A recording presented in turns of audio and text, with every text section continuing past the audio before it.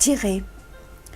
La toile blanche de mes nuits s'étire et je tire alors les lignes que j'aligne à l'infini. Si elle adore écrire des poèmes dans ses moments de loisirs, intervient sur une radio privée ou encore anime un café philosophique tous les samedis soirs, Mirose Maceo-Caillé est avant tout médiateur familial, un métier qu'elle est encore la seule à exercer à La Réunion et qui demande un savoir-faire en matière de communication, une grande capacité d'écoute et de conseil pour accompagner les couples en détresse et qui vivent le drame de la rupture familiale.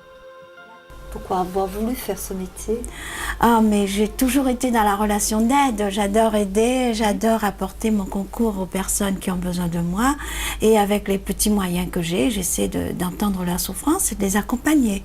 Bien sûr. Oui. Et quelle formation il faut avoir pour exercer ce métier? C'est vrai que moi, je voulais être assistante sociale. Depuis toujours, je voulais être assistante sociale et je pensais que ça allait me permettre d'aider les personnes comme je voulais le faire. Mais je crois que j'ai fait un petit peu mieux.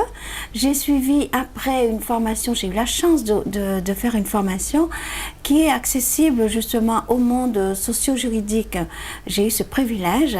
Donc, j'ai suivi cette formation longue de 2 ans, qui est après sanctionné par un diplôme délivré par l'Institut européen de la médiation familiale.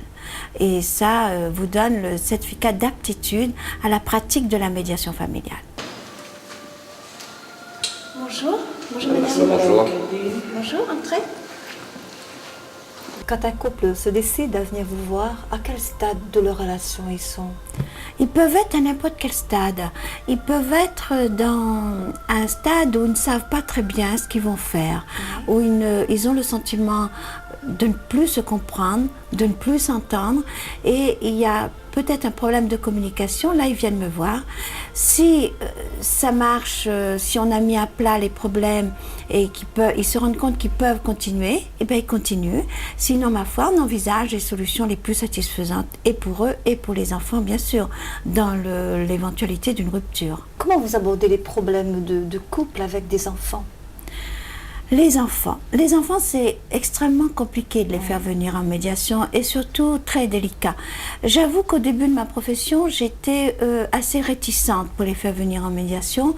Je me disais que je vais encore les traumatiser, je vais encore les perturber. C'est extrêmement difficile et j'ai réfléchi après. Je me suis dit, ils ont besoin d'entendre ce qui va se passer, surtout que ça les concerne eux. Ils sont en premier chef concernés par cette situation, avec mes mots, tout simplement. Mais évidemment, on ne va pas les faire venir à n'importe quel moment de la médiation. Il faut attendre que le conflit soit vraiment désamorcé, que la passion soit au plus bas, que les émotions soient vraiment au plus bas, pour que les parents puissent me les amener, pour qu'ils puissent comprendre eux-mêmes qu'il est important que les enfants soient au courant de ce qui se passe.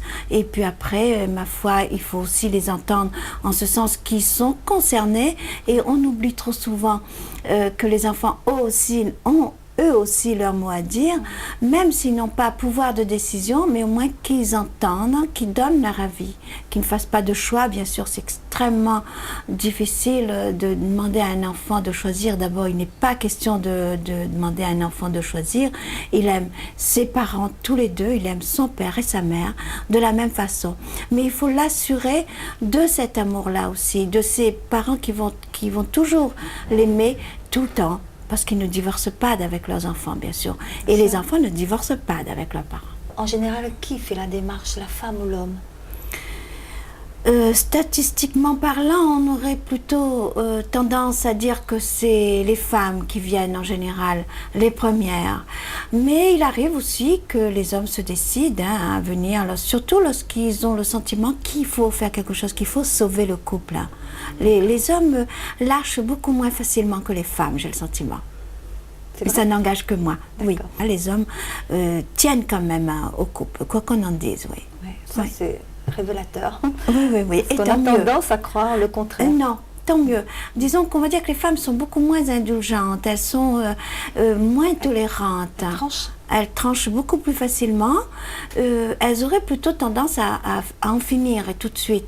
Les hommes, au contraire, s'accrochent, enfin, en ce qui me concerne, c'est le constat que je fais. Il y a beaucoup de préjugés, d'idées reçues. C'est comme on dit que les femmes, par exemple, souffrent davantage et tout. Non, moi je vois des hommes aussi en lambeaux. Hein. Je dois aussi ramasser des hommes à la cuillère. Je pense que c'est important de le savoir, il faut le savoir. Ils souffrent aussi, mais disons qu'ils souffrent différemment. Ils vont essayer de garder cette souffrance par-devers eux. Ils vont essayer de faire ce qu'ils peuvent faire. Et là, ils vont donner une image qui n'est pas forcément conforme à ce qu'ils sont réellement. Ils ne veulent pas faire mentir leur réputation de macho, d'hommes virils et tout. En fait, ce sont des hommes qui souffrent tout autant que les femmes. Il ne faut pas généraliser. Je pense qu'il faut faire attention. C'est comme les pères. On a toujours pensé que les hommes n'étaient pas capables d'aimer leurs enfants. Moi, je suis peut-être une des rares femmes qui me bat auprès des hommes, auprès des pères, pour qu'ils aient aussi la possibilité de s'occuper de leurs enfants, exactement comme les femmes. On ne leur a pas donné l'occasion peut-être de s'occuper de leurs enfants, mais ils en sont capables. Oui. J'en suis intimement convaincue. Par expérience, vous auriez préféré intervenir à quel moment des problèmes du couple? Mais j'aurais souhaité intervenir dans le préventif, bien sûr. Hein.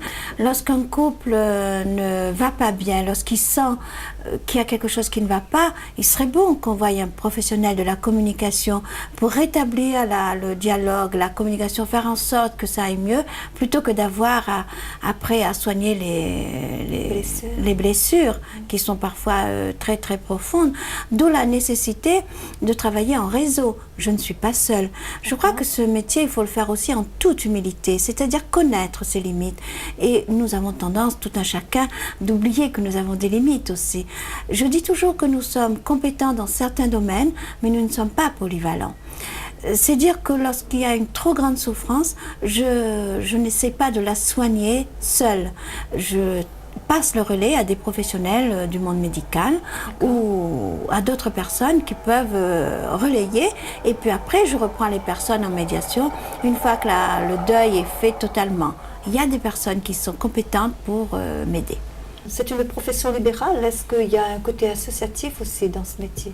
Bien sûr, heureusement, je n'ai pas pensé qu'à des personnes qui pourraient prétendre à mes prestations. J'ai aussi pensé à des personnes dont les ressources ne sont pas élevées, ne peuvent pas prétendre aux prestations d'un médiateur familial.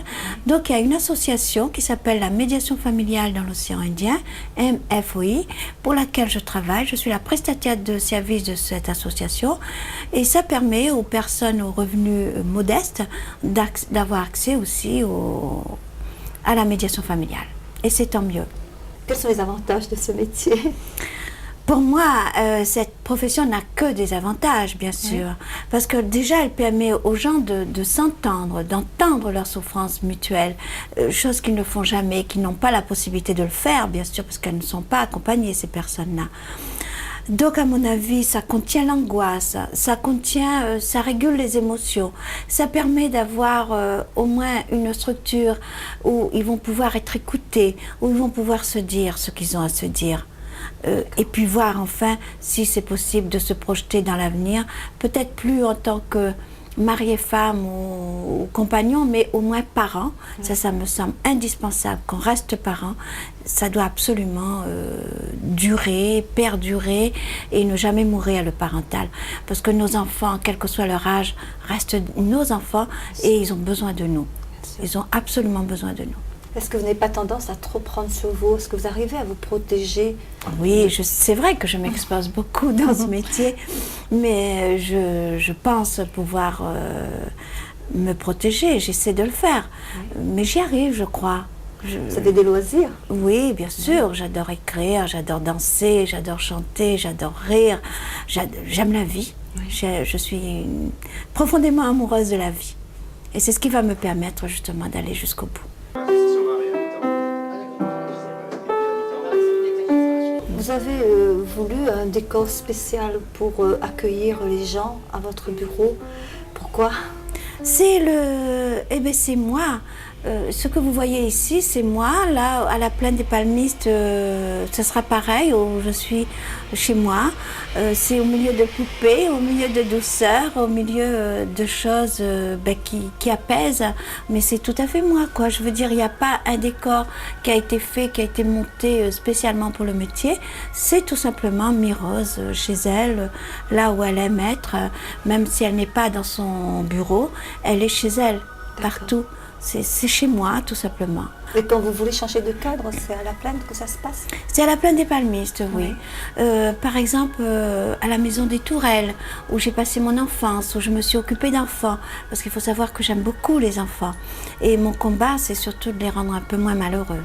Après autant d'années de métier, quels conseils vous pouvez donner aux familles?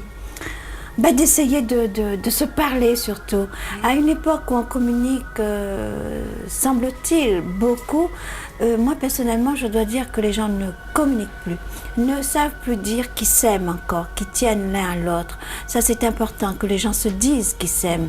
Et si il y a autant de ruptures, à mon avis, c'est parce qu'on ne se dit plus les choses qu'on a envie de se dire, par pudeur ou par manque de temps ou par peut-être... je ne sais pas, je n'ai pas la réponse, mais je sais que les gens ne savent plus se dire qu'ils s'aiment. Pour vous, le dialogue est très important dans un couple? Essentiel. Oui. On devrait être vigilant lorsqu'on commence à se dire hein, mais j'ai plus rien à lui dire, c'est qu'on a encore des tas de choses à lui dire, mais il faut vite les lui dire. Vite les lui dire avant que ça bascule, justement. Je suis épuisée. J'essaie d'entrevoir des signes qui clignent. Le jour sortira-t-il enfin de l'infini? Si un matin apparaît, je tire un dernier trait de ligne pour étouffer les étincelles de mes nuits. Et puis, avec la jolie poussière d'étoiles, je signe les secrets de ma mémoire pour un temps endormi.